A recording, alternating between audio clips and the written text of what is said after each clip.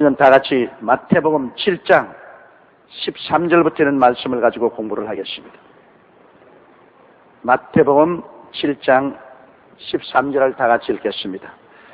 좁은 문으로 들어가라. 멸망으로 인도하는 문은 크고 그 길이 넓어 그리로 들어가는 자가 많고. 인생은 항상 문을 찾는 것으로 시작하고 종결합니다. 여러분 보세요. 어린아이는 유치원 문을 두들기죠. 초등학교 문을 두들기죠. 중고등학교 문을, 대학의 문을 두드리고, 그리고 나오면 직장의 문을 두드려야 되고, 출세의 문을 두드려야 되고, 결혼의 문을 두드려야 되고, 항상 우리는 문을 찾고 문을 두들깁니다. 문이 열리면 행복하고 문이 닫히면 슬퍼서 탄식하게 되는 것입니다. 그런데 이 인생들이 다 찾고 두들기는 문 중에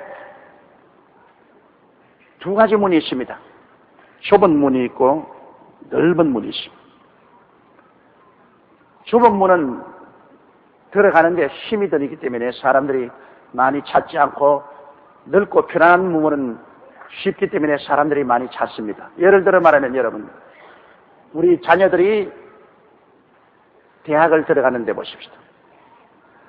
인류 대학에 들어가려면 정말 더 많은 시간을 공부하고 노력하고 애를 써야 되기 때문에 좁은 문입니다. 인류 대학에 들어가는 문은 좁은 문입니다. 경쟁이 많기 때문에. 그 좁은 문에 들어가려면 남보다 더 많이 애쓰고 힘쓰고 노력하기 때문에 고통스럽습니다. 그러므로 그 좁은 문으로 들어가려고 하는 사람이 많지가 않습니다. 그러나 인류 대학이 아닌 제2, 제3류 대학은 문이 그렇게 좁지 않습니다. 수능 점수 200점 이상만 되고 그 300점 초만 되어도 들어갈 수 있기 때문에 어지간히 노력하면 편안하게 갈 수 있습니다. 그러나 수능 점수 350점 이렇게 되는 학교는 참 힘들지 않습니까?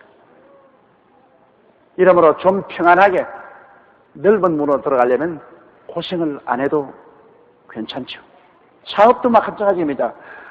크게 성공해서 사업을 하려면 정말 힘을 쓰고 애를 써야 됩니다. 연구하고 개발해야 되고, 그 다음에 좋은 물건을 생산해야 되고, 그리고 또 그것을 잘 마케팅해야 되는 것입니다. 이러므로 자본이 들어가지요. 기술이 들어가지요. 그 다음 마케팅을 해야지요. 여기에 불철 주야 끼고 노력을 해야 되기 때문에 참으로 성공하는 사업을 한다는 것은 굉장히 좁은 문입니다. 힘든 문이죠. 그러나 막 편안하게 넓은 문으로 살려고 한다면은 그렇게 예를 쓰고 힘을 안 써도 됩니다. 남이 해놓은 기업체에 들어가서 취직을 해서 살 수도 있고, 또 별로 성장하지 않지만 적당히 살 수도 있는 것입니다. 이런 것은 그렇게 큰 중요한 문제가 아닙니다. 왜? 세상에서 좁은 문으로 들어가서 크게 성공해도 일평생 살고, 넓은 문으로 들어가서 크게 성공 못해도 일평생 살지만은, 이제 천국 문은 그렇지가 않습니다, 여러분. 천국 문은 좁은 문인데 예수를 믿고 하나님 중심으로 섬기면서 살면서 이 세상과 타협하지 않고 산다는 것은 힘이 듭니다. 왜냐? 이 세상에는 세상 신인 마귀가 끊임없이 사람들의 관심 속에서 예수님과 하나님을 내가 쫓으려고 합니다. 예수님과 하나님을 내가 쫓으려고 하니까 세상의 부귀, 영화, 공명, 세상의 쾌락을 그 마음속에 자꾸 갖다 퍼부어 넣습니다. 예수님과 하나님을 지키려니 그 대신 다른 것을 생각해야 되지 않습니까? 그러므로 세상 부귀, 영화, 공명이나 세상 쾌락을 마음속에 자꾸 갖다 넣어가지고서 세상의 넓은 길로, 세상의 평안한 길로 살도록 맹렬하게 마귀가 유혹을 합니다. 그러므로 세상 사람들은 공중에 번설 잡은 자를 따르고 이 세상 풍속을 쫓아 삽니다. 이 세상에 사는 사람들처럼 다 부귀, 영화, 공명을 쫓고 쾌락을 쫓아서 자제함이 없이 그대로 살아갑니다. 그러나 예수를 믿고 살려면, 예수 그리스도를 믿고 하나님을 섬기면 당장 여러분 생활에 제재가 들어옵니다. 성수주일해야죠.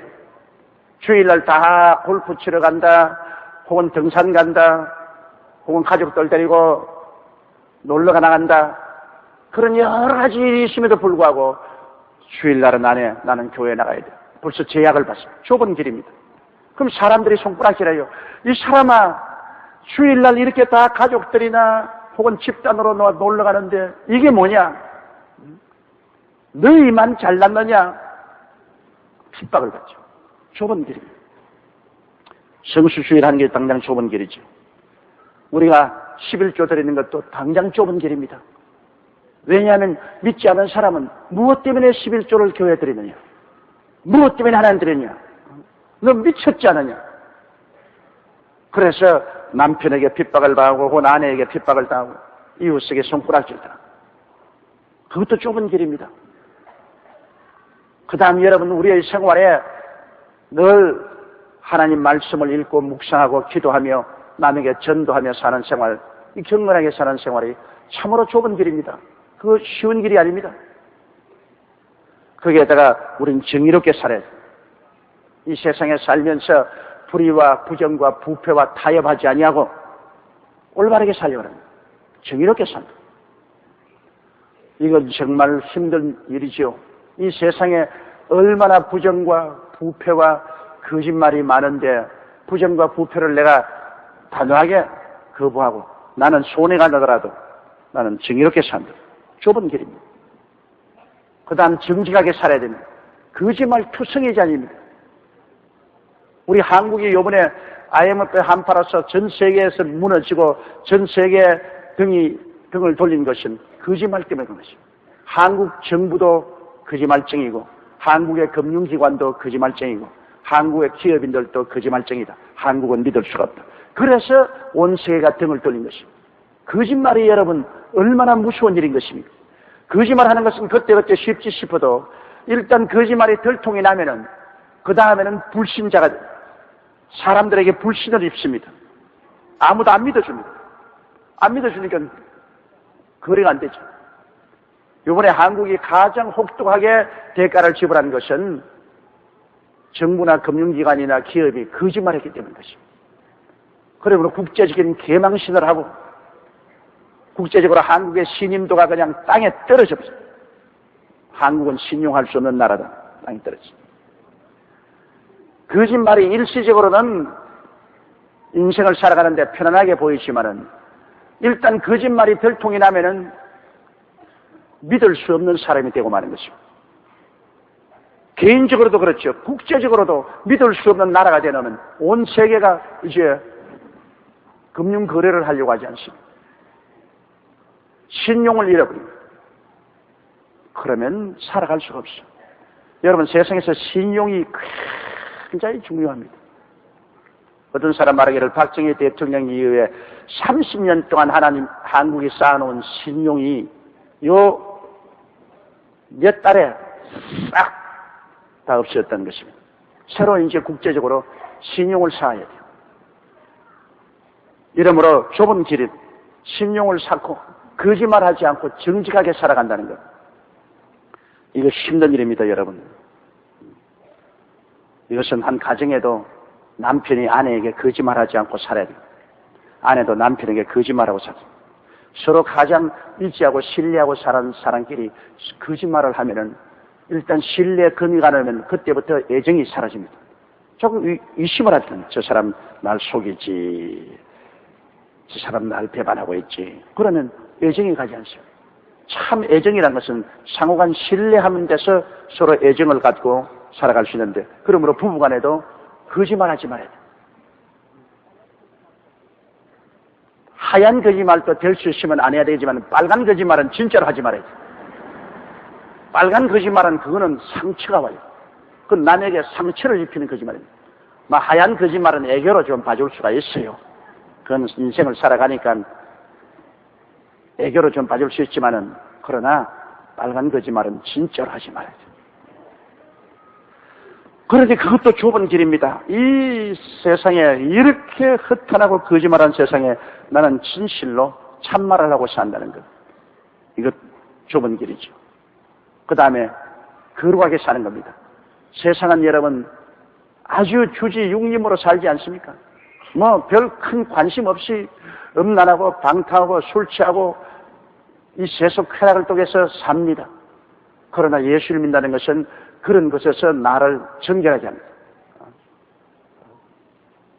술 취하지 아니하고 방탕하지 아니하고 음란하지 아니하고 바로 산다. 그 좁은 길입니다. 그게 힘든 일입니다. 왜? 유혹이 쏟아지니까요. 마귀는 좌우간 이 사람들의 마음속에 예수 그리스도와 하나님을 빼앗으려고 세속으로 그냥 퍼붓습니다, 여러분. 여러분 가정에 사는 주부들은 도저히 상상할 수 없을 만큼 여러분의 남편과 자녀들이 이 세상에서 활동하는데 무시무시한 유혹을 받고 있습니다. 육신의 정욕, 안목의 정욕, 이 세상 자랑, 주지, 육림 이것으로 그냥 폭포처럼 퍼부어집니다. 다 예수 없이는 떠내려간다고 보는 것이 맞을 것입니다. 인간의 윤리나 도덕적 훈련이나 각오로서는 이 세속의 도도한 물결을 피해 나갈 수가 없어요. 그 가운데 예수님이 마음속에 딱 들어와서 나는 주님 중심으로 산다. 나는 정의롭게 살고 참되게 살고 나는 거룩하게 산다. 그렇게 하면 이 사람은 모난 사람이 됩니다. 이 사람은 친구들 가운데도 저 자식은 모난 놈이라 그러고 회사에서도 모난 놈이라 그러고 사회에서도 모난 사람이 되고 그리고 세상 친구들이 떠나갑니다. 같이 한판 올릴 수가 없으니까 외로운 길을 걸어가야 되는 것입니다. 그러므로 좁은 길입니다. 여러분 놀라운 것은 일본에는 기독교 문화가 정착되지 않았기 때문에 예수 그리스도를 믿으면 총각이나 처녀가 시집장가를 갈 수가 없어요. 교인 수가 극히 제한되어 있습니다. 일본 1억 2천만 인구 가운데 정말로 교회 나가는 사람 5만 명도 안 돼요. 그러면 예수 믿는 청년이 예수 믿는 처녀를 찾을래야 찾을 수가 없어요. 또 예수 믿는 처녀가 예수 믿는 총각을 찾으려니까 교회 나온 총각들은 대개 다 별 볼 일 없는 사람은 나오지. 일본에 가면 똑똑한 사람은 교회 거의 없어요.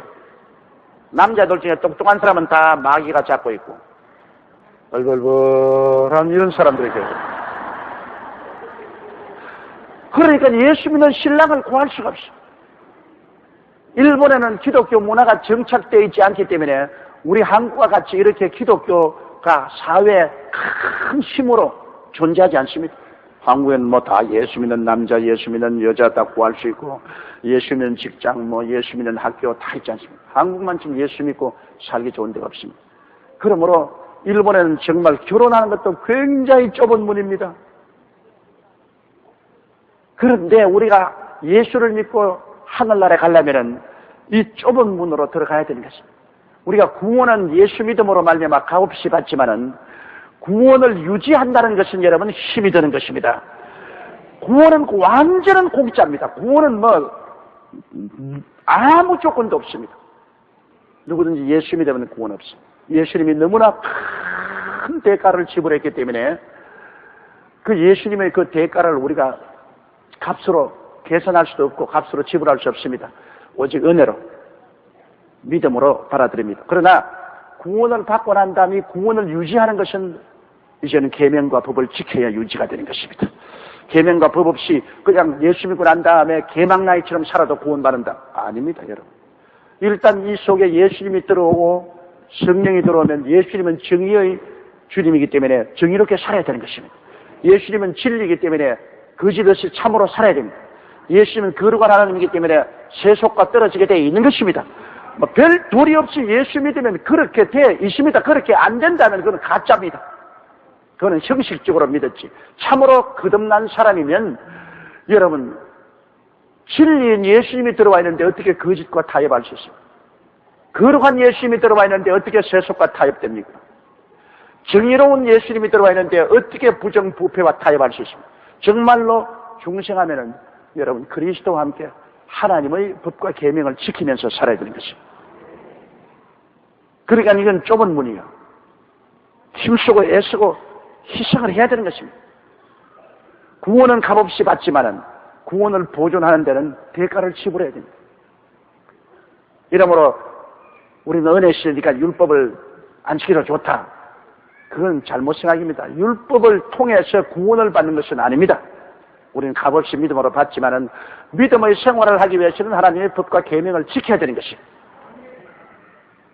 이렇기 때문에 우리는 의와 진리와 거룩함으로 지음을 받은 새 사람을 입고 매일매일 내 앞에 다른 신을 두지 말라, 우상에 절하지 말라, 하나님의 이름을 망령되이 부르지 말라, 안식일을 거룩히 지켜라, 내 부모를 홍정하라, 살인하지 말라, 간음하지 말라, 도둑질하지 말라, 이웃을 거짓 증거하지 마라, 이웃을 탐하지 마라.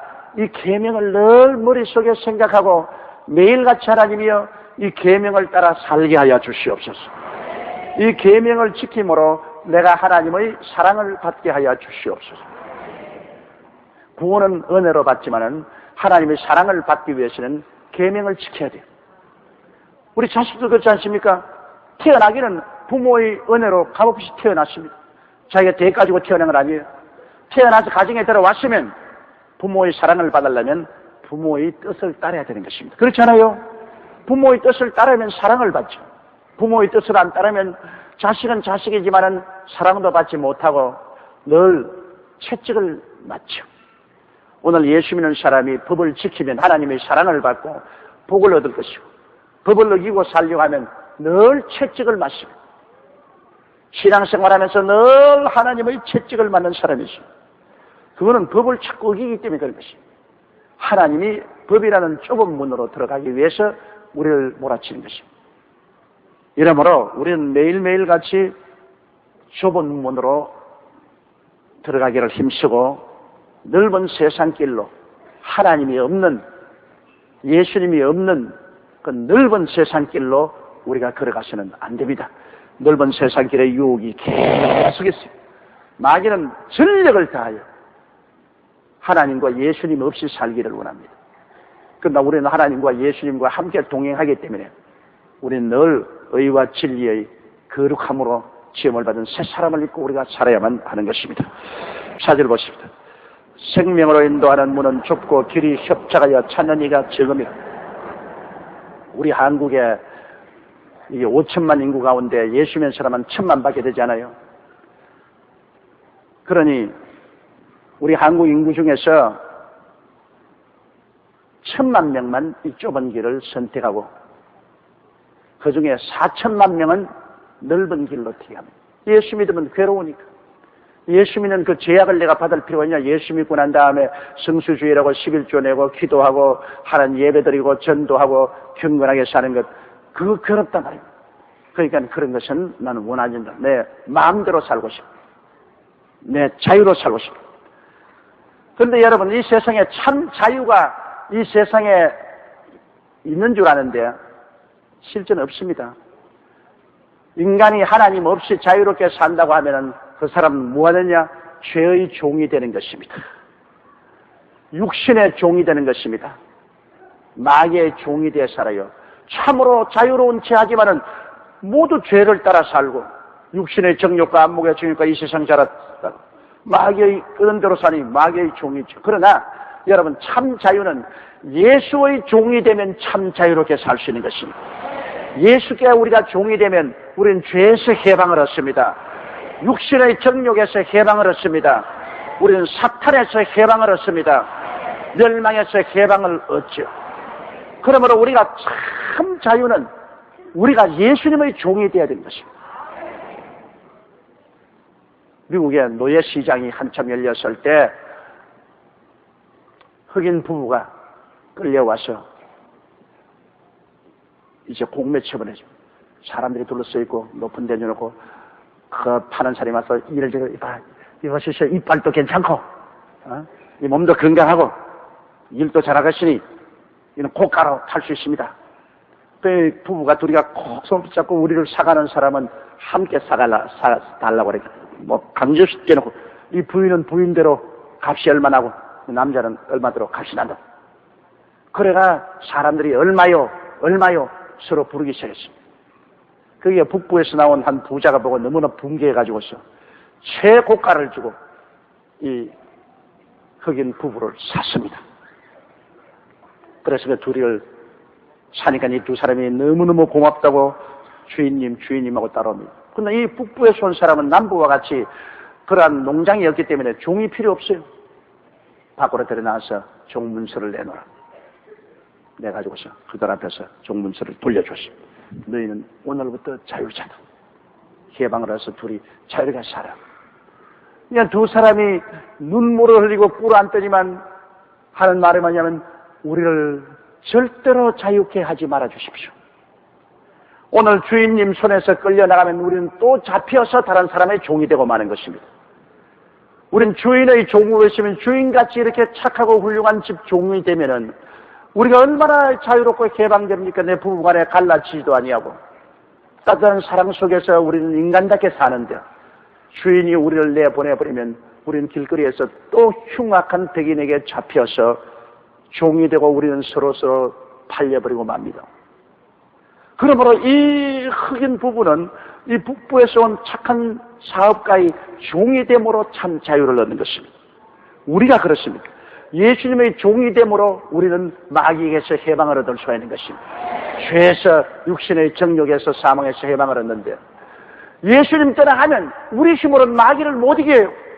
예수님 떠나가면 눈 깜박할 사이에 마귀의 종이 되고 육신의 정욕의 종이 되고 죄와 멸망의 종이 되는 것입니다.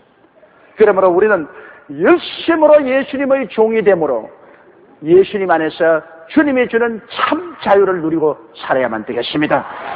아침, 점심, 저녁으로 주여 나는 주의 종입니다. 주님의 시종입니다. 나는 주님 앞에서 온전히 헌신하고 삽니다. 주님이 나를 종으로 붙잡아 주시옵소서. 그럼 우리가 주님같이 좋은 주인이 세상에 어디 있습니까? 우리 위해서 목숨을 버려주신 주님, 우리를 죄에서 해방시켜 주시고 미움에서 해방시켜 주시고 질병과 마귀에서 해방시켜 주시고 저주에서 해방시켜 주시고 영원한 죽음과 지옥에서 해방시켜 주었으니 예수님의 종이 됨으로 우리는 완전한 해방을 얻게 되는 것입니다. 그러나 예수님 버리고 예수님께 종이 안 되려고 하는 사람은 죄의 종이 되고 미움의 종이 되고 질병과 마귀의 종이 되고 저주의 종이 되고 나중엔 지옥의 종으로서 끌려가 버리고 마는 것입니다. 예수 떠나면 자유를 얻는 것 같아도 진짜 버림받은 종이 되고 예수님의 종이 되면 속박을 받는 것 같지만은 참으로 놀라운 자유와 해방을 누리고 살 수 있게 되는 것입니다. 사람은 여하간 다 종이 되어야 됩니다. 예수의 종이 되든지 안 그러면 마귀의 종이 되어야 됩니다. 진실한 자유자는 없습니다. 마귀의 종이 되어 세속을 따라 살아가다가 멸망을 당할 것이냐, 예수의 종이 되어 영원한 자유와 해방을 얻고 살 것이냐, 이것은 우리가 선택해야죠. 그러므로 생명으로 인도하는 문은 좁다. 예수님께로 나가는 것은 우리가 보기에는 좁게 보여요. 실제로 예수 믿고 들어가면 좁지 않아요. 여러분, 예수 믿고 난 다음 죄 안 짓고 사니 편안하지 않아요? 죄 짓고 사는 게 뭘 재미가 있습니까? 술 취해가 하고 돌아다니는 그게 무슨 재미가 있어요? 도박하고 난 다음에 집안을 다 망치게 무슨 재미가 있습니까? 그리고 음란하고 방탕해서 돌아다니는 것이 무슨 재미가 있습니까? 잘못하면 에이드 걸려가지고서 박살나버리고 말지. 그 무슨 재미가 있어요? 자기 부인 사랑하고 자기의 가족 생활하는 것이 얼마나 행복한데요. 거짓말하고 늘 거짓말을 또 안 들키려고 또 거짓말하고 거짓말 또 안 들키려고 또 거짓말했어. 나중엔 자기가 무슨 거짓말한 건지 기억이 안 나요. 거짓말쟁이는 기억력이 좋아야 거짓말이 되는 겁니다. 과거에 한 거짓말을 늘 기억하고 있어야 나중에 그걸 변호할 수 있는데 그런 고민을 무엇 때문에 해요? 그러므로 실제로 예수 믿는 생활이 좁은 것 같지만은 그렇지 않습니다. 예수 믿고 정의롭게 살고 정직하게 살고 거룩하게 살면 그게 진짜로 젖과 꿀이 흐르는 삶이 그곳에 있는 것입니다. 그게 행복이 있죠. 예수를 버리고 부정부패하고 거짓말하고 음란방탕하고 사는 것, 그것이 자유로운 것 같이 생각하고 멋있게 사는 것 같지만 그거는 완전히 파탄입니다. 얼마 있지 않아야 그것은 무시무시한 대가를 치불어야만 되는 것입니다. 제일 잘 사는 길이 예수 믿고 의와 정직과 거룩함으로 사는 것이 제일 잘 사는 길입니다, 여러분. 그곳에 행복이 있어요. 그곳에 아주 기막힌 행복이 있습니다. 그러므로 생명으로 인도하는 문은 좁지만은 길이 협착하지 찾는 이가 적지만은 그러나 실제로 들어가면 길이 넓습니다. 예수 믿는 길은 들어가는 길은 좁은데 들어가면 굉장히 넓어요. 그러나 세상 길은 길이 굉장히 넓은데 들어가면 굉장히 좁아요. 완전히 종이 되어버리고 말아요. 그러므로 좁은 길로 들어가서 큰 넓은 세상에 살겠느냐, 넓은 길로 들어가서 좁은 세상 종의 생을 살 것이냐, 이거 우리가 스스로 알고 선택해야 되는 것입니다. 예수 믿는 삶은 좁은 길 같으나 들어가면 넓고 고통스러운 것이나 들어가면 크게 행복한 것입니다. 이 세상에 가장 멋있게 사는 길이 예수 믿고 하나님 섬기며 의롭게 살고 진실되게 살고. 15절요. 거짓 선지자들을 삼가라. 양의 옷을 입고 너희에게 나오나 속에는 노략질하는 일이라. 이 거짓 선지자, 종교적인 위선자. 여러분, 종교적인 위선자는요 반드시 속에 탐심이 있어가지고서 사람들을 노략질하기 위해서 온갖 좋은 말을 다 하는 것입니다. 그게 속으면 안 돼요. 오늘 우리 한국에도 종교적인 여러분 거짓 선지자가 많습니다. 자기가 동방의 의인이라, 자기가 재림주라, 자기를 높여가지고서 종교적인 위선자. 왜 그렇게 합니까? 그것은 양들의 젖을 도둑질하고 그 가죽을 벗기기 위한 것입니다. 반드시 마음속에 탐욕이 있어가지고서 자기를 재림주나 그렇지 않으면 특별한 의인이라고 부르시는 것입니다. 우리가 지나간 시를 보시 박아무개라는 사람이 자기를 동방의 의인이요 감람나무라 했습니다. 얼마나 많은 사람들의 삶을 늑탈했습니까? 수많은 사람 따라오는 사람들을 가문 이슬로 꿰가지고서 그가 하나님께 인도한지 하면서 그들 재산 다 빼앗았죠. 10단위 천년성으로 들어갔는데 재산 단위로 재산 다 거두고 그들이 강제 노동시키고 공장을 지어가지고서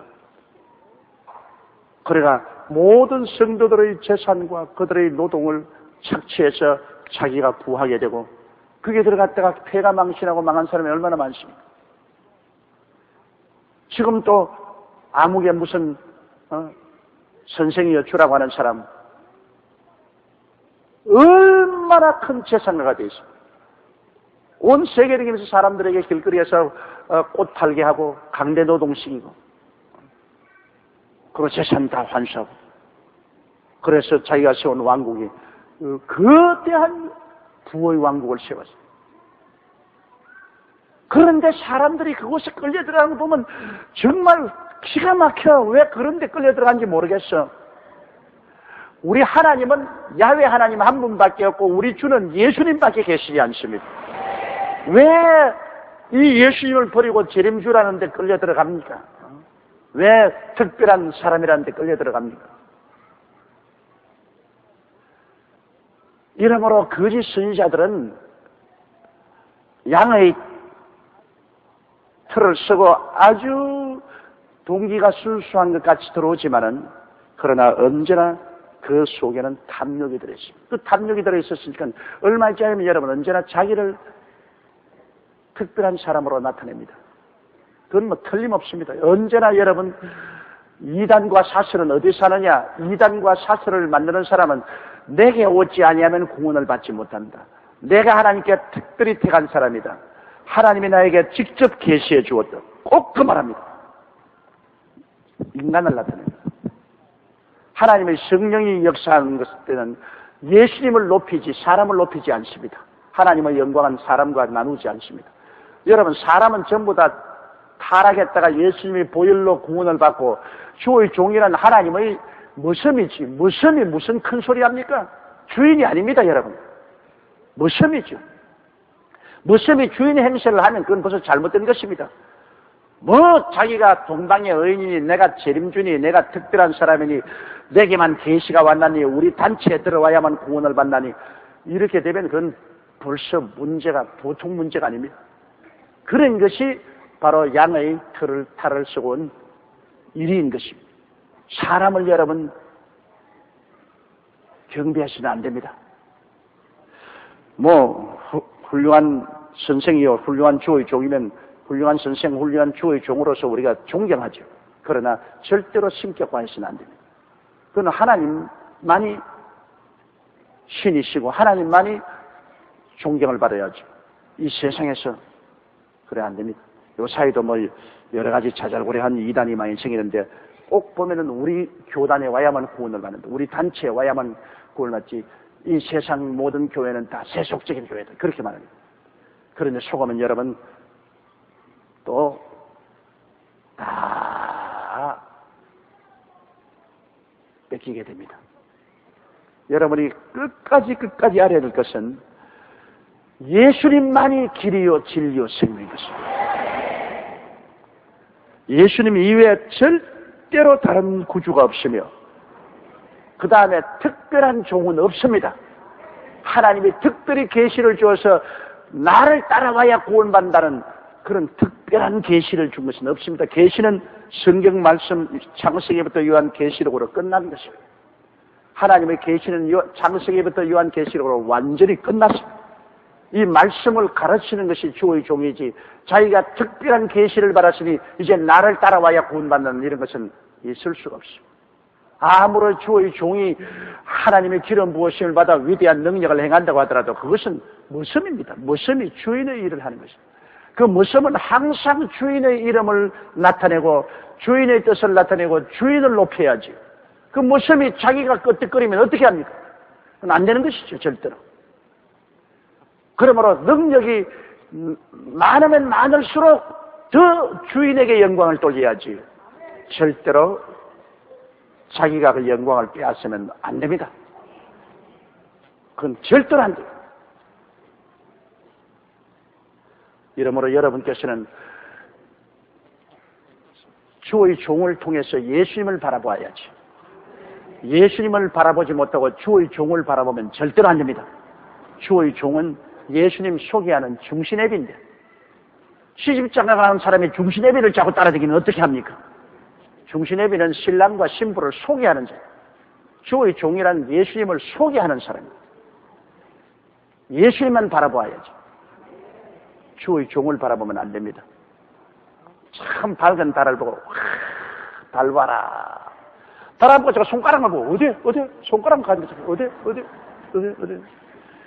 손가락 쳐다보면 안 돼요. 달을 쳐다봐야지. 달 봐라. 주의 종은 이 손가락입니다. 달 봐라. 예수님을 보라. 그러면 손가락이 지시하는 대로 예수님을 쳐다봐야지. 손가락을 쳐다보면 안 돼요. 손가락은 필요 없는 거예요. 이거는 소개만 해놓고 나면 일단 쳐다만 봤으면 이제 손가락 필요 없어요. 여러분께서 사람을 우상으로 삼으시면 절대로 안 됩니다. 너희에게 거짓 선지자들을 삼가라. 양의 옷을 입고 너희에게 나오나 속이는 노략질한 것이라. 16절요. 그 열매로 그들을 알지니 가시나무에서 포도를 뜨는 은근키에서 무화과를 따겠느냐. 영분별하는 것이 성령의 계시가 와서 환상을 안 봐도 쉽게 알 수 있는 것은 이 성경에 말한 것처럼 그 열매를 보고 그들을 알지. 가시나무에서 포도를 못 따지요. 포도는 포도나무에서 따야죠. 은근키에서 무화과를 못 따지요. 무화과나무에서 무화과를 따는 것처럼 아무리 가장을 해도 그 어느 심사 행동에 본체가 나타납니다, 여러분. 가짜는 가짜의 본체가 어느 심사 행동에 반드시 나타납니다. 하나님의 성령으로 말미암아 인도함을 받는 사람은 그 열매가 어떤 열매가 나타나느냐? 항상 예수님께 영광을 돌리는 열매가 나타나는 것입니다. 항상 자나 깨나 예수님께만 영광을 돌리고 예수를 위해서만 헌신하는 것은 성령의 열매인 것입니다.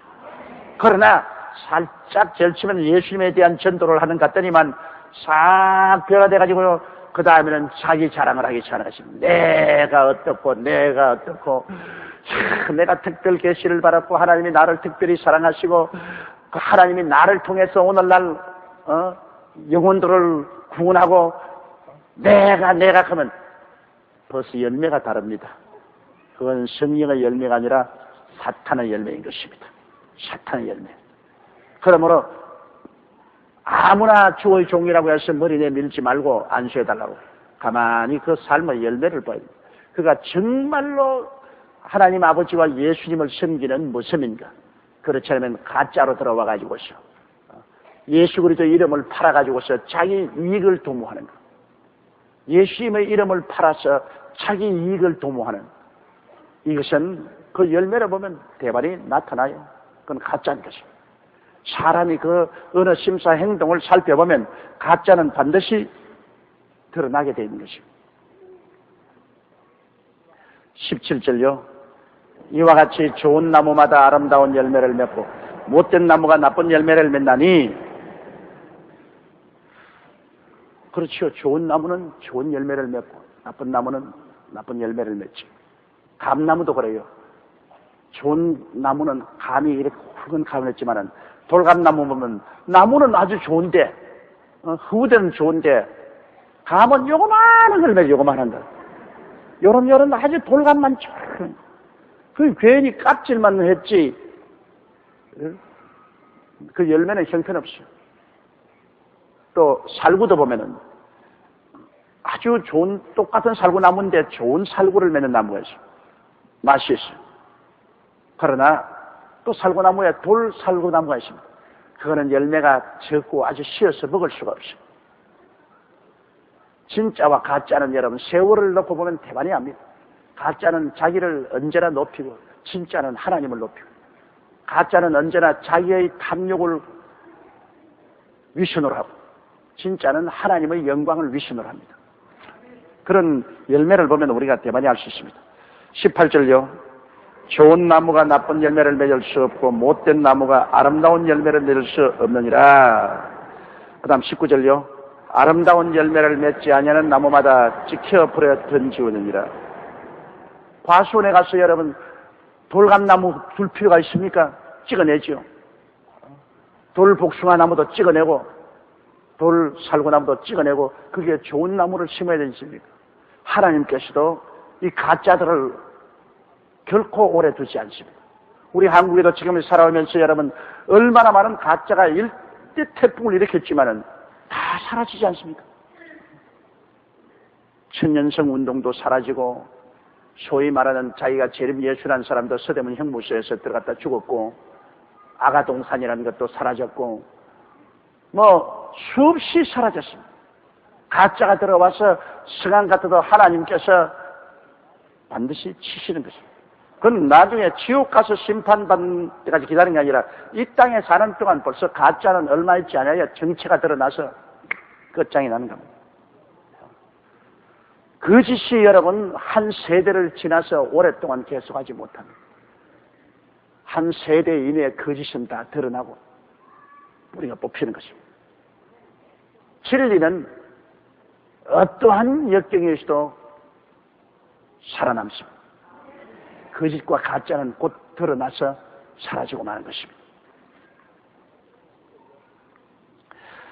20절요. 이러므로 그 열매로 그들을 알리라. 이러므로 여러분께서 영문별할 때 어떻게 입으로 큰 소리 하더라도 그 입으로 하는 큰 소리에 현혹되지 말고 그들의 열매를 보십시오. 살아온 열매를 보십시오. 좋은 열매가 있으면 그건 사람들이 다 욕을 하고 해도 그건 진짜. 아무리 사람들이 칭찬을 해도 열매가 수상하고 나쁘면 그건 아니다. 이게 영문별인 것입니다. 열매를 보고 그 나무를 결정을 해야지. 21절요. 나더러 주여 주여 하는 자마다 천국에 다 들어갈 것이 아니요 다만 하늘에 계신 내 아버지의 뜻대로 행하는 자라야 들어가리라.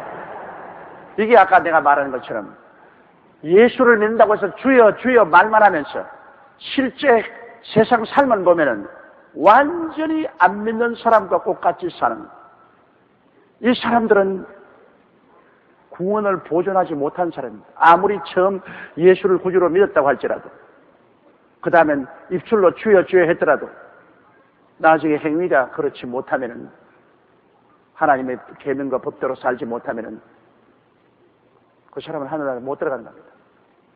여러분, 놀랄만한 일은 그 많은 사람을 죽인 히틀러는 원래 신학교 학생이었습니다. 그런 사람이 타락을 하니까 어마어마하게 많은 사람이 그 입술로 주여 주여 많이 했죠. 김일성이는 주일학교 어머니와 함께 손을 잡고 나갔습니다. 그는 주일학교에서부터 주여 주여 입술로 불렀지만은 그는 공산주의를 가지고 얼마나 많은 사람을 죽였습니까? 놀라운 것은 스탈린도 신학교 학생이었습니다. 그런데 스탈린이 주여 주여 입술로 불렀지만은 그가 나중에 공산주의자가 되어서 얼마나 많은 동족들을 죽였습니까? 이러므로 처음 입술로 주여 주여 한다고 해서 다 천당에 들어가는 것은 아닙니다. 예수를 구주로 믿고 난 다음에, 그 다음에 우리의 삶이 하나님의 뜻을 따라 하나님의 법과 계명을 지키고 살아야 되는 것입니다. 하나님의 법과 계명을 우리가 완전히 지키지를 못합니다. 그러나 지키려고 노력하고 애쓰며 살아야 돼요. 노력하고 애쓰며. 구원은 공짜로 받지만 구원을 유지하려고 애를 써야 돼요. 그냥 유지하지 않고 그냥 던져버리면 그건 구원을 잃어버립니다. 구원을 받았으면 구원을 유지하기 위해서 그 회개하고 자복하고 발버둥을 치고 애쓰고 힘쓰고 그런 사람이 구원을 유지합니다. 조금 더 애쓰고 힘쓰지 않은 사람은 구원을 유지하지 못해요. 이러므로 입술로만 주여 주여 하고 생활은 조금 더 신앙인답지 않게 사는 이런 사람들은 천당에 들어가지 못합니다. 21절요, 22절요. 그날에 많은 사람이 나더러 이르되 주여 주여 우리가 주의 이름으로 신자 노릇하며 주의 이름으로 귀신을 쫓아내며 주의 이름으로 많은 권능을 행치 아니하였나이까 하리니. 올바르게 처음 시작했다가 타락한 사람들을 대표적으로 지목해서 말하는 것입니다. 우리 옛날에 한국 기독교 역사를 볼지라도 북한에서 굉장히 설교도 잘하고 수많은 사람을 주께로 인도하고 소위 말하는 아주 지림주라고까지 사람들이 그냥 칭찬하던 사람이 있었어요. 그래서 수많은 사람들이 그 뒤를 물결까지 따라다녔습니다. 그럼 나중에 이 사람 타락해가지고서 알코올 중독자가 돼가지고 술집 앞에 서 있으면 돈이 없으니까 이제 술꾼들이 와서 야 설교 한번 해라. 그러면 우리가 술 한잔 줄게. 그러면 그게 있어서 막 설교를 합니다. 그러면 잘한다고 사람들이 박수를 치고 돈 몇 번 주면 그 가지고 술 사서 뻘컥 마시고 댕겼습니다. 이는 완전히 서커스예요. 서커스. 한때는 그가 설교한 그 설교가 수많은 청중들을 울리고 감동을 했는데 나중에는 술 한잔 얻어먹기 위한 서커스 연기자가 되고 말았었어요. 그런 사람들을 주님께서 안다고 하겠습니까? 우리 한국에도 한때는 소위 말하는 천연성을 만들고 자기를 성부라고 하는 그 사람 기적 많이 행했어요. 이 한강에서 집회할 때 온 서울 시민이 다 나온다고 그랬습니다. 한강에서 천막 켜놓고 뭐 굉장히 안진뱅이 내려나고 막 귀머거리도 듣고 기적 많이 행했지만 나중에 타락하니까 자기를 천부라고 그랬어요. 천부교를 만들었지 않습니까? 예수님을 보고서 99.9% 죄인이라고 그러고 타락해버렸어요. 처음에 잘 시작했다가 나중에 끝은 그냥 타락해버려요. 이런 사람들이 굉장히 많습니다. 처음에 올바르게 선지자 노릇했습니다. 주님의 이름으로 우리는 귀신도 쫓아내고 주님의 이름으로 기적도 행했습니다. 주님의 이름으로 이런 착한 일도 했습니다. 그러나 그것이 끝까지 계속돼야지. 과거에 그렇게 하고 난 다음 타락해버리시면 과거에 한 일이 아무런 효과가 없습니다. 끝까지 해야지. 그날에 많은 사람이 예수님께 나서 주여 주여 우리가 주의 이름으로 선지자 노릇하며 주의 이름으로 귀신을 쫓아내며 주의 이름으로 많은 권능을 행치 아니하였나이까. 과거에 행한 거 소용이 없습니다. 현재도 행해야지. 과거에 잘 믿었으나 현재 포기해버리면 그것은 이미 버림받은 것입니다. 23절에요. 그때 내가 저희에게 밝히 말하되 내가 너희를 도무지 알지 못하니 불법을 행하는 자들아 내게서 떠나가라 하리라. 주님이 알지 못하는데요. 그러면 주님을 떠났기 때문에 주님을 알지 못하지. 현재 주님 안에서 살고 있으면 주님이 모를 리가 있겠습니까? 과거에는 주님을 알았는데 현재는 주님을 떠났습니다. 가룟 유다가 그 대표 아닙니까? 가룟 유다가 예수님 따라다니면서 주여 주여 하고 귀신도 쫓아내고 병도 고치고 전도도 하고 다 했으나 나중에 주님을 은산심량에 팔았습니다. 배반하고 목매어 죽었습니다. 그 가룟 유다를 보고 주님이 내가 너를 아노라 내 사랑하는 제자야 그렇게 말하겠습니까? 가룟 유다 보고 나는 너를 도무지 알지 못한다. 너가 나를 배반하고 나갔으니 내가 너를 알 테니 뭐냐. 예수님과 직접 3년 반 동안 있은 가룟 유다도 끝이 좋지 못했습니다. 처음에는 잘 출발했죠. 예수님이 굉장히 사랑해서 돈꾀까지 마쳤습니다. 돈을 맡길 때는 주님이 상당히 신임했습니다. 그럼에도 불구하고 그는 주님을 배반하고 말하셨습니다. 그가 과거에 행한 선지자 노릇하고 귀신 쫓아내고 병을 고치고 한 그 모든 일이 무슨 소용이 있습니까? 주님이 그 인정하지 않습니다. 내가 너를 도무지 알지 못하니 불의를 행한 자여 물러가라. 그렇게 말할 것입니다. 여러분 우리가 처음 예수를 믿고 신앙을 시작했으면 끝까지 열심을 다해야 되는 것입니다. 처음은 값없이 구원받았습니다. 구원받은 이 귀한 보배를 우리는 잘 간직할 수 있도록 노력을 하고 힘쓰고 애를 써야 되는 것입니다. 아담과 하와에게 주님이 뭐라 했습니까? 에덴 동산은 하나님이 선물로 주었습니다. 그러나 아담 보고 에덴 동산을 잘 지키고 가꾸라고 했습니다. 선물로 받았으면 지키고 가꾸는 것은 아담이 해야 됩니다. 그런데 그들이 에덴 동산을 지키지 못했습니다. 사탄이 들어오는 걸 그대로 내버려 놓았습니다. 잘 가꾸지 못했습니다. 주님이 에덴 동산은 아담과 하와에게 선물로 공짜로 주었지만은 에덴 동산을 지키고 가꾸는 것은 아담이 해야 됩니다. 어떤 사람이 내게 와서 그런 말을 해요. 제가 이제 조금 나이를 먹으니까 건강에 상당히 제가 조심을 해요. 건강해야 내가 복음을 계속 전가하기 때문에 제가 일을 다 오전 중에 모아서 하고 될 수 있으면 오후에는 운동도 하고 쉬고 건강을 도모하려고 애를 쓰니까 한 사람이 나와서 우리 같은 동료 주의 중인데 비웃더라고요. 뭐 주의 종이 믿습니다로 나가면 되지. 그렇게 요 사이는 건강에 조심한다고 그런다고. 그 뭐냐면 자기 교회 가서 나보고 집회를 해달라고 그러는데 내가 우리 교회 목회하기도 바쁜데 조그마한 자기 교회에 내가 집회할 거 뭐 있어요. 그래서 내가 야 있었는데 나이도 있고 내가 그 우리 교회 목회하기도 바쁘다. 나 너희 교회 안 간다. 뭐 주의 종이면 하나님이 능력 주시면 되는 일이지. 그러니까 겁을 내가 해야지. 그래서 내가 그분과 한 말이죠. 그래? 그러면 하나님이 아담과 하와에게 에덴 동산을 주었으면 하나님이 은혜로 주었는데 그까짓 뭐 지킬 것도 없고 가꾸을 것도 없이 내버려 놓지. 왜 하나님이 에덴 동산을 지키고 가꾸라 했냐. 지키고 가꾸지 못해서 사탄이 들어오게 하니까 준 에덴 동산도 다 빼앗기고 쫓겨났잖아요.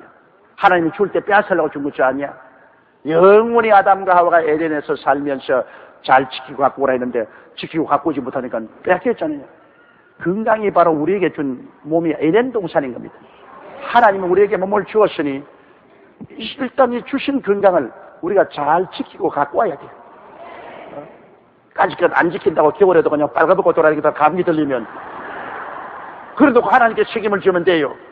몸을 겨울에도 따뜻하게 옷을 입고 감기 안 들리게 해야 되고 그 다음에는 막 이 몸이 하나님이 지켜줄 것이다. 그래서 그냥 술독을 만들고 그냥 담배를 내리겠다 피우고, 그럼 뒤지는 거지 뭐. 내가 어제 우리 동창하고 전화를 했어요. 국민학교 동창인데. 그래서 야, 걔는 어떻게 됐노? 걔는 어떻게 됐노? 물으니까 거의 다 죽었어요. 야, 걔도 죽었다. 얘도 죽었다. 지금도 얘도 죽어간다. 근데 내가 왜 죽었나? 이야, 죽을 수밖에 없네. 이놈들이 말이야, 막 독이야, 술독. 하루에 앉아서 퍼먹기 시작하면 밤낮으로 퍼먹는다. 그거 다 죽었어. 나보다 훨씬 건강한, 나는 어릴 때부터 몸이 약했는데요. 서모라는 친구는 아주 건강하고 잘 달리고 했는데 몇 년 전에 죽었대요. 왜 죽으니까 술독에 빠져 죽었대요. 그러면서 자기가 하는 말이, 야, 조 목사 너하고 내하고가 제일 오래 살 거다. 왜 그러냐니까, 우리 동창들 중에 술 안 먹고 담배 안 피는 거는 너하고 나밖에 없다. 보십시오. 이 몸은 잘 지켜야 돼요. 하나님 있기 때문에 잘 지키고 갖고 와야 돼요. 그러므로 지킨다는 것은 술도 먹지 말고 담배 같은 걸 하지 말고 과로하지 말고 자기 몸을 잘 지키고 또 갖고 와야 돼요. 갖고 오는 것은 뭐냐? 영양 있는 음식을 먹어야 돼요. 하나님이 금식하라 할 때는 금식하지만은 그 이후에는 잘 먹어야 돼요. 잘 안 먹으면 여러분 건강을 유지할 수 있는 영양실조가 되니까, 나는 안 먹어도 주님이 영양을 줄 줄 믿습니다. 그럼 하나님이 음식을 왜 만들었어요? 왜 먹으라 그랬어요? 그러니까 골고루 잘 먹어야 돼. 편식하지 말고, 너무 고기는 먹지 말고. 고기 많이 먹으면 콜레스테롤 때문에 빨리 죽어요. 성경에도 빨리 죽으려면 고기 많이 먹으라 그랬어. 그러니까 골고루 음식을 먹고 영양을 잘 보존해야 돼. 이래서 하나님이 주신 선물은 그걸 우리가 잘 지키고 갖고 오면 오래 가는 것이고, 잘 지키지 못하고 갖고 오지 못하면 오래 못 가는 거예요. 물론 장수하는 것이 하나님이 다 생명을 정해놓았다 그러지만은, 하나님이 우리 장수하는 것 정해놓은 생명대로 우리가 살기 위해서는 잘 지키고 갖고 와야 하나님 정한 대로 살지, 지키고 갖고 오지 못하면 하나님이 정한 수명도 못 유지한다, 그 말인 것입니다. 하나님이 너 90살 살아라 하는데 잘 못 갖고 오면 한 60에 그냥 가버려요. 너는 생명이 60에서 그만두라 그런 사람은 40쯤 돼서 가버려요. 하나님이 정한 연수도 내가 잘 지키고 갖고 올 때 말이지. 그렇지 못하면 안 돼요. 우리가 아무리 믿습니다 해도 우리가 할 일은 우리가 해야 돼요. 하나님이 선물로 주신 것도 우리가 지키고 갖고 와야 돼. 우리 신앙도 하나님이 선물로 구원을 주셨으니 구원을 잘 지키고 갖고 와야지. 하나님이 구원 주시는데 같이 내 마음대로 살아도 천당 간다. 어떤 목사님 나보고 그렇게 말하잖아요. 하나님이 나를 갖다가 구원하기로 작정했기 때문에 나는 막 어떻게 살아도 구원받을 줄 안다 그래서 내가 웃기는 소리 하네요. 하나님이 구원을 주셨다고 해서 네가 어떻게 살아도 구원을 받는다. 그건 말도 안 되는 소리다. 하나님이 주신 구원은 우리가 귀하게 내기고 잘 지키고 갖고 와야지. 그걸 지키고 갖고 오지 않고 던져놓으면 사탄에게 뺏겨버리고 만다. 따라 마십시오. 하나님께로부터 받은 선물은 무엇이든지 잘 지키고 갖고 와 나가야만 한다. 그렇게 하면 우리가 천당도 가고 또 이 땅에 사는 동안에 하나님이 주신 축복도 잘 누릴 수가 있어요. 그 다음 24절요. 그러므로 누구든지 나의 이 말을 듣고 행하는 자는 그 집을 반석 위에 지은 지혜로운 사람 같은, 지혜로운 사람.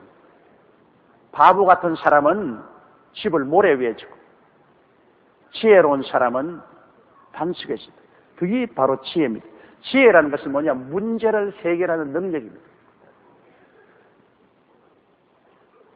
모래 위에 집 지으면 문제가 생기잖아요. 비가 오고 창수가 나면 모래가 씻겨 나오면 뭐 기초가 흔들려서 그냥 깔았잖아요.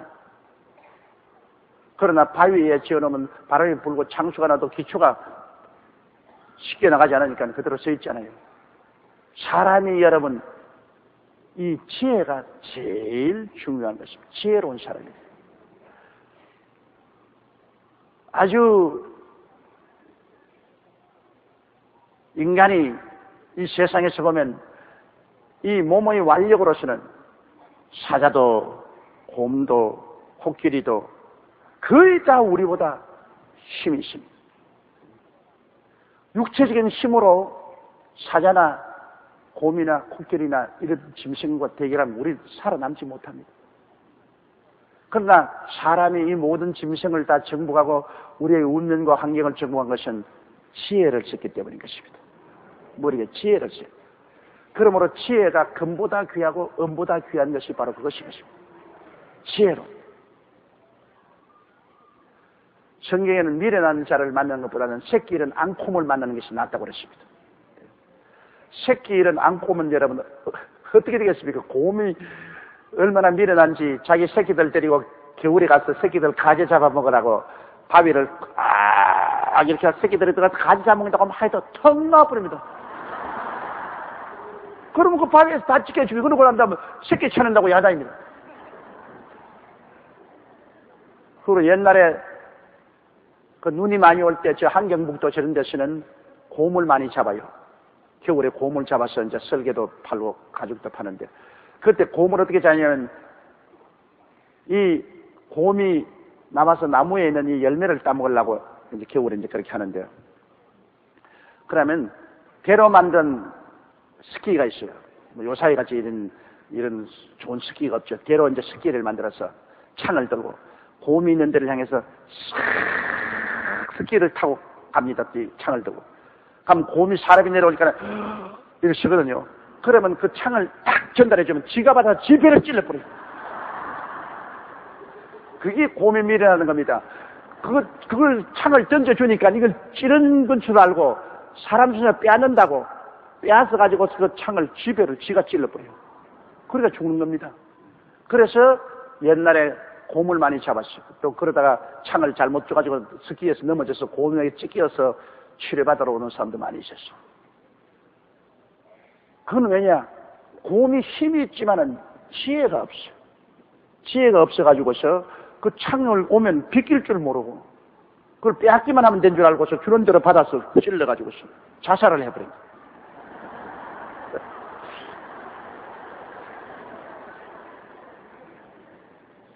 지혜 있는 민족은 머리가 되고 꼬리가 되는데 우리 한국을 볼 때 여러분 이번에 IMF 한파를 당한 것은 우리 지도자들이 지혜 없이 행했어야 됐지만 우리 국민 전체가 금모으기 운동 같은 것은 참 지혜로운 것 아닙니까? 이 어려울 때 우리 금이라도 다 모아가지고서 나라를 살리죠. 이거 우리 지혜로운 일 아닙니까? 민족이 번영하고 살아나가는 것도 지혜로운 민족이 돼요.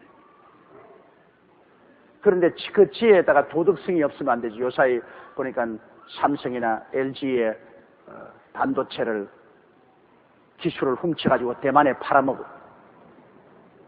산업 스파이. 그놈들은 연구하는데 머리는 있고 지혜는 있는지 몰라도 도덕성이 결여해요.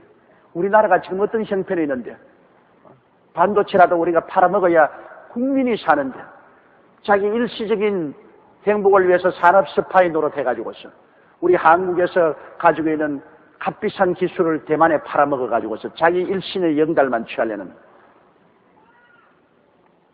이런 사람들은 민족의 이름으로 지탄을 받아야 돼요. 우리 민족 가운데 이런 것이 있다는 건 이 사람들은 지혜 있다고 하나 참으로 무지한 것입니다. 지 혼자 영달을 해서 잘 살고 조국과 민족이 거꾸러지면 어디 됐을 것입니까? 이 땅에서 여러분 조국과 민족이 있다는 것이 얼마나 좋은 줄 알아야 돼요. 해외에 가서 살아도 한국이 잘 살고 한국이 이름이 나면 어깨 펴고 삽니다. 자기가 미국 시민이 되었다고 해서 혹은 구라파의 시민이 됐다고 해서 그 사람이 구라파 사람인 줄 알아도 절대로 외국 사람들이 그 사람을 구라파 사람으로 인정하지 않습니다. 지금 한국 텔레비에 나오는 안 그런 그게 갈리버지에 하는 경상도 말하는 미국 사람 나오잖아요. 세상에 경상도 말을 어떻게 배웠더니 나보다 더 잘한다니까. 나 흉내도 못 내겠어. 그 사람 한국 부인하고 결혼해가지고서 한국에서 법률사무소 기술하고 살지만은 그 사람 보고 한국 사람이라고 할 사람 있어요? 한국 시민권으로서 경상도 말을 멋들어지게 하지만은 그래도 미국 사람이라고 알지 한국 사람으로 인정 안 받습니다. 우리 한국 사람이 얼굴 노랗고 코가 납작하고 머리가 새까만 사람이 미국 시민권 가지고 구라파 시민권 가졌다고 그 사람들이 미국 사람으로 알아주는 줄 알아요? 안 알아줍니다. 큰 오해예요. 한국 사람은 어디까지나 한국 사람입니다. 한국이 잘 살아야 인간 대우 받지 한국이 잘못 살면 인간 대우를 못 받아요. 그런데 더구나 한국에 유일하게 팔아먹을 수 있는 기술을 우리의 경쟁국인 대만의 산업스파이로 유출시켜서 자기 혼자만 잘 생각했다는 이런 것은 정말로 지혜 없는 행동입니다. 이야말로 어리석기 짝이 없습니다. 일시적으로 구복을 채우려고 할지 모르겠지만은 이런 지혜 없는 일이 세상에 어디 있습니다. 자기 집 기둥을 뽑아가는 사람과 가집니다. 자기 집 기둥을 뽑으면 어떻게 됩니까? 집이 무너지지 않습니다. 정말 나는 그것을 보고서 너무나 탄식스러웠습니다. 아무리 먹고 사는 것이 좋다고 하더라도 나라를 팔아서 먹고 사는 그런 반역적인 행위는 해서는 안 되겠죠. 우리 주 예수 그리스도의 말씀을 듣고 이 산상보훈의 주님이 말씀하신 이 교훈의 말씀을 듣고 그대로 행하는 사람은 인생을 반석 위에 세운 사람 같아요. 이 세상에 바람이 불고 창수가 나고 해도 까뜩하지 않습니다. 그러나 예수 그리스도의 말씀을 한쪽 귀로 듣고 한쪽 귀로 흘려버리고 말씀을 실천하지 않은 삶을 살면 모래 위에 지은 집과 같아요. 집은 집인데 교회 왔다 갔다 하면서 천당 집은 지은 같은데 시련이 다가오면 바람이 불고 창수가 나면 와장창 문을 버리고 마는 것입니다. 그러므로 행위가 없는 신앙은 죽은 신앙이란 말이 그 말인 것입니다. 신앙은 가지고 있는데 행위가 없으니까 시련과 환란이 다가오니까 신앙이 그냥 무너졌어요. 25절요. 비가 내리고 창수가 나고 바람이 불어 그 집에 부딪히되 무너지지 아니하나니 이는 주초를 반석 위에 놓은 연고요.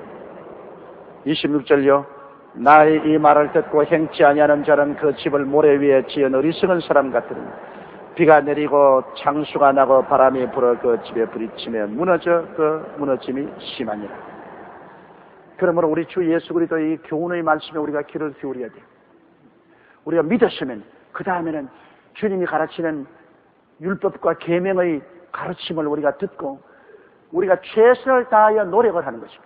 우리가 완전하기는 안 돼요. 인간은 절대로 완전하게 될 수 있는 능력이 없어요.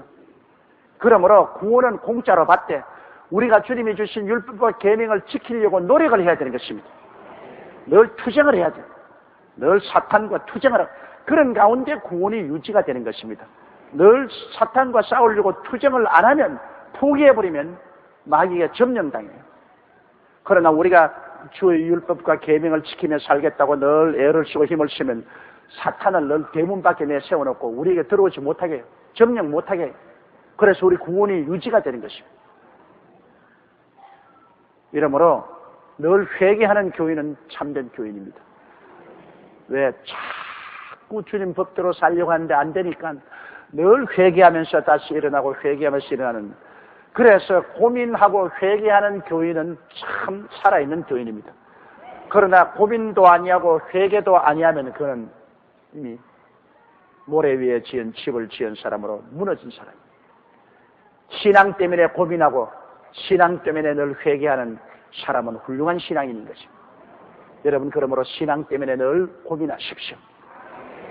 더 기도하고 싶은데 못하니 고민하고, 더 말씀 읽고 싶은데 못하니까 고민하고, 더 정의롭게 살려고 하는데 못 사니 고통스럽고, 정직하게 살고 싶어 하는데 거짓말 속에 사니 괴롭고, 거룩하게 살고 싶은데 세속이 자꾸 다가오니 괴롭고, 그 괴로움을 느끼고 회개하고 거기에서 나오려고 몸부림치고 발부둥치는 이 사람은 하나님 성령이 도와주시는 것입니다.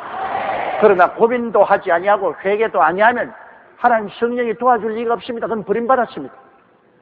하늘은 돕는 자를, 스스로 돕는 자를 돕는다는 옛말같이 하나님도 내가 참 크리스찬으로 살아가려고 노력하고 애쓰는 사람에게 성령의 복을 주시죠. 노력하고 애쓰지 않으면 성령님도 도와줄 수가 없는 것입니다. 28절요. 예수께서 이 말씀을 마치시며 무리들이 그 가르치시며 놀라니 이는 그 가르치시는 것이 권세 있는 자와 같고 저희 서기관들과 같지 않느냐. 왜 예수님의 말씀이 권세냐면 예수님은 하나님이시기 때문에, 하나님이기 때문에 말씀하는 모든 것이 힘이 실려 있고 권세와 위엄이 있지만은 서기관들이라는 것은 하나님이 아니기 때문에 말씀을 해석하는 사람입니다. 서기관은 하나님이 주신 구약 성경 말씀을 자기들이 해석을 하는 사람이기 때문에 말씀을 주시는 당사자가 아니므로 권세와 위엄이 없습니다. 가르치는 사람이죠. 그러다 하나님이 직접 말씀하시는 그 말씀에는 권세와 위엄이 있습니다. 주의 종이 설교해도 그래요. 성령이 충만해서 하나님께 더 레마를 받았어. 하나님이 이 말씀을 하라. 레마를 받았어. 성령 충만에 말할 때는 권세와 위엄이 있습니다. 하나님 말씀을 증거할 때도 주의 종이 증거하면서도 자기 귀로 듣고 있습니다. 이거 하나님께서 나를 통해 말씀하니 굉장히 자기에게도 은혜가 되고 떨려요. 많은 사람들이 제보고 그런 말입니다. 목사님이 강단에 설교하면서 목사님은 그 말씀대로 삽니까?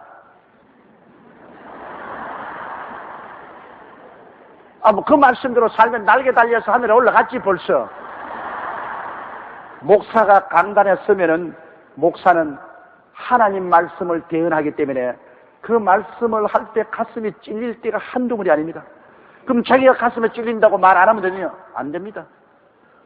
그때는 하나님이 사용하는 도구이기 때문에 하나님이 주시는 대로 말씀을 하는 거고, 그러면 말씀을 하면서 제일 자기 마음에 찔리는 겁니다.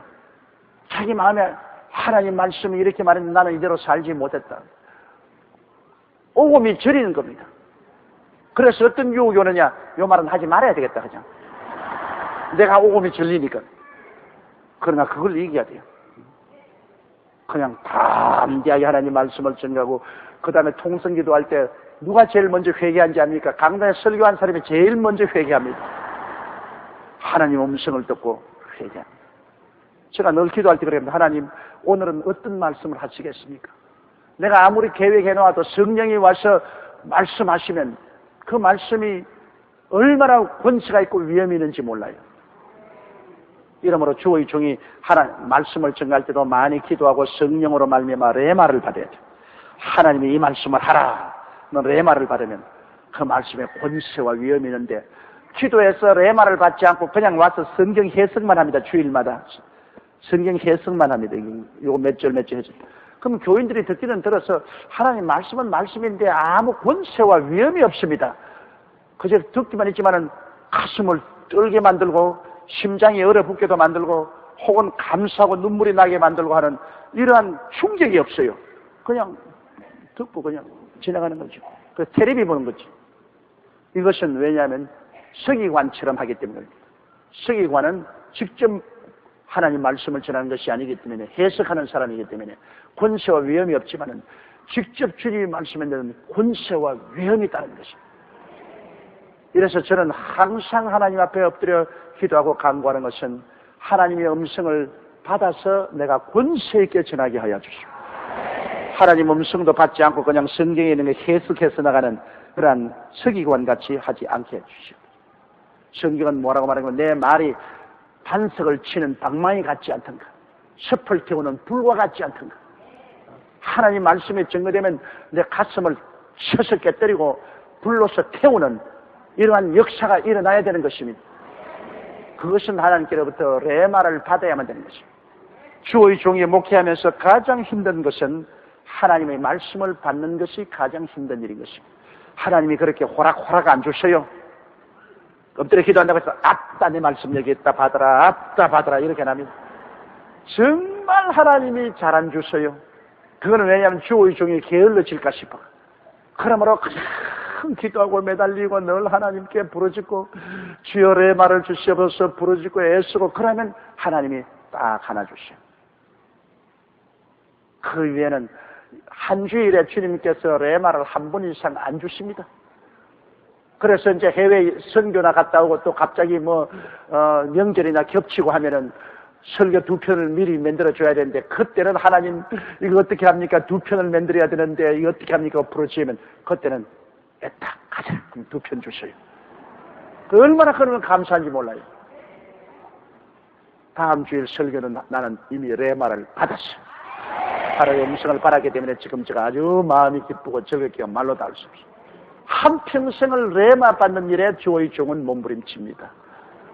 이제 은퇴하면 레마 안 받아도 되니까 괜찮겠지만은, 그러나 레마를 받으려면은 회개해야 되고, 기도해야 되고, 주님 앞에 기다려야 되고, 그것이 반드시 있어야 됩니다. 하나님이 주의 종은 그렇게 하게끔 하기 위해서 좀처럼 안 주시죠. 너 좀 더 기도해라. 좀 더 하나님께 부르짖어라. 좀 더 기다려라. 좀 더 강구해라. 그래야 이기다.